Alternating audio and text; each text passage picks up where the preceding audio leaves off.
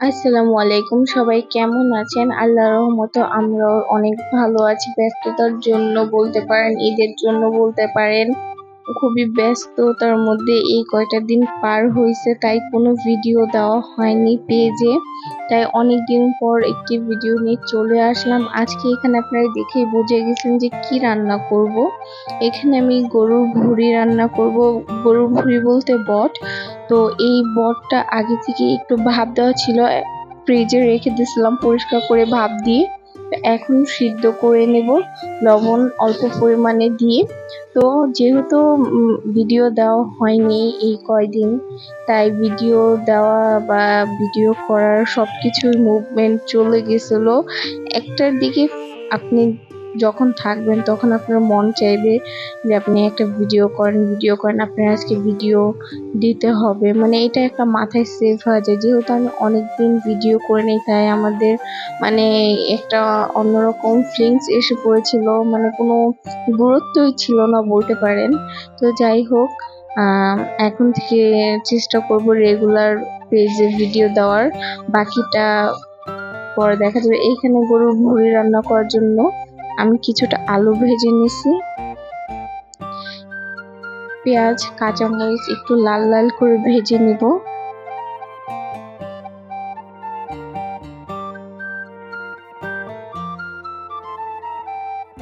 এখানে আদা রসুন ব্লেন্ডার করছিলাম, ওইটার আদা রসুনের বাটিটার মধ্যে খুবই পরিমাণে আদা রসুন বাটা ছিল, সেটাকে ধুয়ে দিয়ে দিছি। হলুদের গুঁড়ো মরিচের গুঁড়ো ভালো মতো কষিয়ে নেব। মশলা যত কষাইবেন ততই আপনার তরকারির স্বাদ ভালো হবে। তো এখানে আমি অল্প পরিমাণে একটু গরম পানি দিয়ে মশলাটাকে ভালো মতো কষিয়ে নেব। আমি কিন্তু মশলাগুলোকে অনেক সময় নিয়ে কষিয়েছি। এখন আমি এখানে বটগুলো দিয়ে দিব। বটগুলোকে আমি ভালো মতো কষিয়ে নিব কিছুক্ষণ।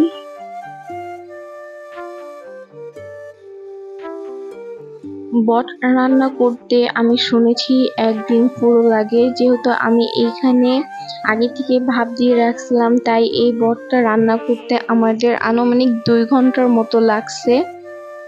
এখানে আমি বটগুলোকে অনেক সময় ধরে কষিয়ে নিয়েছি। এখন এখানে আমি জিরা গুঁড়ো, গরম মশলার গুঁড়ো দিয়ে দিব।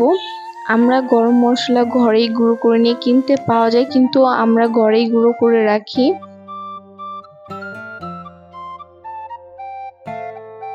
ভালো মতো মশলাগুলোর সাথে বটটাকে মিক্স করে নিব।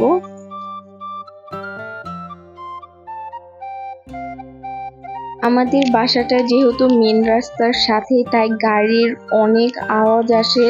আপনারা অবশ্যই এই বাইরের সাউন্ডটাকে স্কিপ করবেন।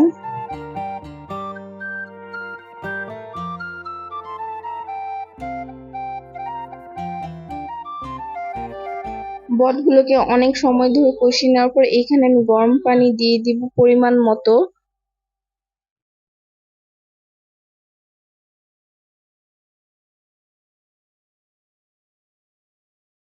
আমাদের ভিডিওগুলো যদি আপনাদের কাছে ভালো লেগে থাকে, অবশ্যই আমাদের পেজকে ফলো দিয়ে পাশে থাকবেন এবং আমাদের ইউটিউব চ্যানেলটিকে সাবস্ক্রাইব করবেন। এবং আমাদের ভিডিওটি ভালো লেগে থাকলে একটা শেয়ার, লাইক, কমেন্ট অবশ্যই করবেন। এখানে আমি বটগুলো কিছুটা সিদ্ধ হয়ে আসার পর এখানে আমি আলু যেগুলো ভেজে রাখছিলাম দিয়ে দিছি। আলুটা আমি ফার্স্টে দেইনি এই জন্য, কারণ বটটা অনেক সময় ধরে রান্না করতেছে, এতক্ষণে আলু দিলে গলে হালুয়া হয়ে যেত।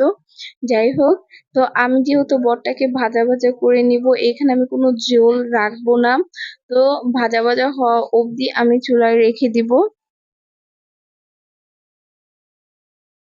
বটগুলো ভালো মতো ভাজা ভাজা হয়ে গেছে। তো আজকের ভিডিওটা আমাদের এই পর্যন্তই।